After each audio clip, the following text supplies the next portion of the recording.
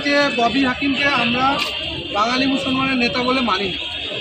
প্রথম কথা হচ্ছে, বাংলায় যে 25 থেকে 27% মুসলিম আছে, তাদের মধ্যে 95% বাঙালি মুসলমান, এবং সেই বাঙালি মুসলমানের প্রতিনিধি কোনো বহিরাগত, কোনো উর্দুভাষী, কোনো বাঙালি বিদ্বেষী সাম্প্রদায়িক হতে পারে। ববি হাকিম মূলত স্যার সৈয়দ আহমেদ, যিনি আলিগড় বিশ্ববিদ্যালয়ের প্রতিষ্ঠা করেছিলেন, সেই ধারার হচ্ছে উত্তরাধিকারী, যারা বাঙালি মুসলিমদের আজলাফি বলতে হবে। আজলাফি মানে লোবর, মানে ছোট জাতের মানুষ আছে।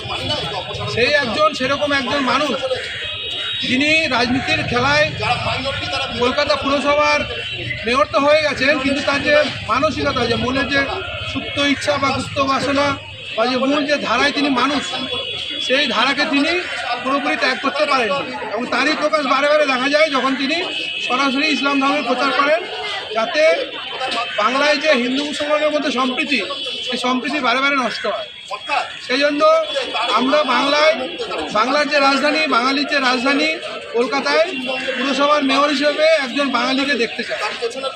দ্বিতীয়ত, আমরা জানি যে ভারতবর্ষ একটা ধর্মনিরপেক্ষ দেশ। ভারতের সংবিধান অনুযায়ী ভারতীয় শাসনতন্ত্রের যে প্রতিনিধি, যে কোনো প্রতিনিধি কোনো ধর্মের ধর্মকে উৎসাহ দিতে পারেন না। তিনি ধর্ম পালন করতে পারেন নিজের মতো, তিনি কোনো ধর্মের প্রচারে অংশগ্রহণ করতে পারেন।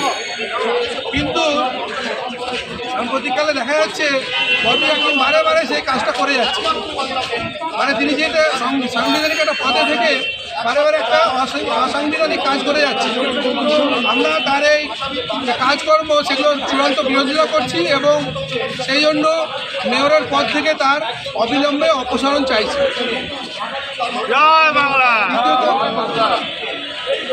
তৃতীয়ত, আমরা বলছি যে বাংলায় যে হিন্দু মুসলমান বিভেদ, সেই বিভেদ সৃষ্টি হয়েছিল 1900 শতকের পরে, বিংশ শতাব্দীর শুরু থেকে, যখন ওয়াহাবি মুসলিম আন্দোলন শুরু হলো।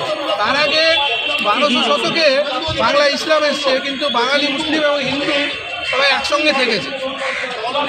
তারপরে 19 শতাব্দীতে উর্দু হিন্দুর আগ্রাসন পশ্চিমবঙ্গে যত বেড়েছে, বাংলায় যত বেড়েছে, তত হিন্দু মুসলমানের বিভেদ বেড়েছে, এবং সেই বিভেদ আজ শেষ পর্যন্ত আমাদের দেশভাগ করিয়েছে। এবং দেশভাগের পরে যখন পশ্চিমবঙ্গে বাঙালি, হিন্দু এবং মুসলমানের সম্প্রীতি একটা স্থিতাবস্থায় আছে, তখন সেটাকে ধ্বংস করে নিজেদের আর্থিক এবং রাজনৈতিক যে স্বার্থ, সেটা চরিতার্থ করার উদ্দেশ্যে যে সৈয়দ আহমেদের উত্তরাধিকারী এই ববি হাকিম বারে বারে এই উস্কানিমূলক বক্তব্যগুলো রাখছে। এবং এর পরিপ্রেক্ষিতে আমরা এই বাঙালি মুসলিম এবং বাঙালি হিন্দু প্রতিনিধি, যারা আমরা বলি বাংলা পক্ষ, যারা আমরা ধর্মের উপর জাতি এবং দলের উপর জাতি নিয়ে চলি, এই ভাবধারায় চলি, তারা চাইছি যে কলকাতায় বাঙালির রাজধানী কলকাতায় পুরসভায় আমরা বাঙালি মেয়র চাই, এবং ববি হাকিমের অবিলম্বে অপসারণ চাই। জয় বাংলা।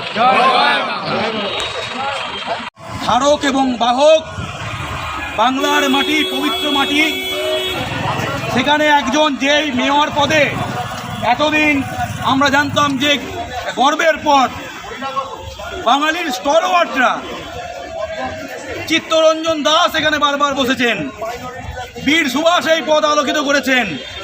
এখানে ফিরহাদ হাকিম এই পদে বসার পর ক্রমাগত একজন কলকাতার মেয়র হয়ে পরিকল্পিতভাবে বারবার বাঙালির মধ্যে বিভাজন করছেন, ধর্মীয় বিভাজন। তিনি এবং তার পরিবার বাইরে থেকে এসেছেন, এসে বাংলায় বিভাজন করছেন। তিনি যেসব মন্তব্য বরবার করছেন, যে কিছুদিনের মধ্যে বাংলার 50% মানুষ উর্দু বলবে, যারা মুসলমান ধর্মে জন্মায়নি তারা পাপ করেছে, এখানে যারা সংখ্যালঘু আছে তারা সংখ্যাগুরু হয়ে যাবে, এইসব কোনো মুসলমান বাঙালি এই বক্তব্যকে সমর্থন করে না। হিন্দু হোক বা মুসলমান, কোনো বাঙালি বহিরাগত উর্দু নেতা ববি হাকিমের এই বক্তব্যকে সমর্থন করে না। এখানে ডক্টর আব্দুল লতিফ আছে, সামনে নূর ভাই আছে, মুর্শিদাবাদ, মালদা, দিনাজপুর, সমস্ত জায়গায় যত মুসলমান বাঙালি আছে, কেউ ববি হাকিমের বক্তব্যকে সমর্থন করে না। ববি হাকিম বাংলার যে 95% মুসলমান, অর্থাৎ যারা মুসলমান বাঙালি, তাদের কোনো প্রতিনিধি নয়। তিনি কলকাতা এবং শহরাঞ্চলের উর্দুভাষীদের প্রতিনিধি, তিনি কোনো বাঙালির প্রতিনিধি নয়। তিনি বাংলার কলকাতায় মেয়র হয়ে বারবার বিষ ছড়াচ্ছেন। কল্পনা করা যায় না, বাঙালি বিজেপিকে হারিয়েছে বাঙালির মধ্যে ধর্মীয় বিভাজনকে রুখে দিতে, আর সেই বিভাজনকে হাওয়া দিচ্ছেন ববি হাকিম পরিকল্পিতভাবে। আমরা বাঙালি মেয়র চাই। ভারতবর্ষে এমন কোনো শহর নেই যেখানে মেয়র বহিরাগত। কর্ণাটকের ব্যাঙ্গালোরের মেয়রকে কন্নড়, মুম্বাইয়ের মেয়রকে মারাঠি, পাটনার মেয়রকে বিহারি, গুয়াহাটির মেয়রকে অসমিয়া, চেন্নাইয়ের মেয়রকে তামিল। আর আমাদের এমন দুর্ভাগ্য, আমাদের মেয়র গয়া থেকে গয়াগত, যেখানে সে বলছে 50% উর্দু বলবে, মুসলমানের সংখ্যা এখানে হিন্দু ছাড়িয়ে যাবে, যারা ইসলামে জন্মায়নি তারা পাপ করেছে। যে ধর্মীয় বিষ ছড়ায়, সাম্প্রদায়িক উস্কানি দেয়, এরকম কোনো মেয়র আমরা কলকাতার মেয়র পদে চাই না। যেই পদে দেশবন্ধু চিত্তরঞ্জন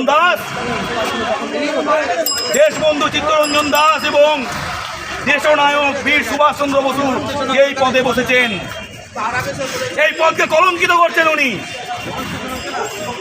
আমরা এরকম নোংরা কলঙ্কজনক সাম্প্রদায়িক ব্যক্তিকে এই পদে চাই না। তাই বাংলা পক্ষ বলছে, কলকাতার মেয়র পদে ধর্মীয় অসাম্প্রদায়িক চেতনার যোগ্য বাঙালি চাই। বাঙালি 2021-এ বাংলা নিজের মেয়েকে চায়, এই বক্তব্যকে সমর্থন করে ভোট দিয়েছে। কোনো বহিরাগত উর্দু মেয়রের জন্য ভোট দেয়নি, এটা বুঝে নেওয়া প্রয়োজন। তাই বাংলা পক্ষ লড়ছে, আমাদের লড়াই তীব্রতর হবে, কারণ এই পদে বসে এরকম বিষ ছড়ানো যায় না। এরকম বাঙালির মধ্যে ভাগাভাগি করবেন না। জয় বাংলা। ডক্টর আব্দুল লতিফ।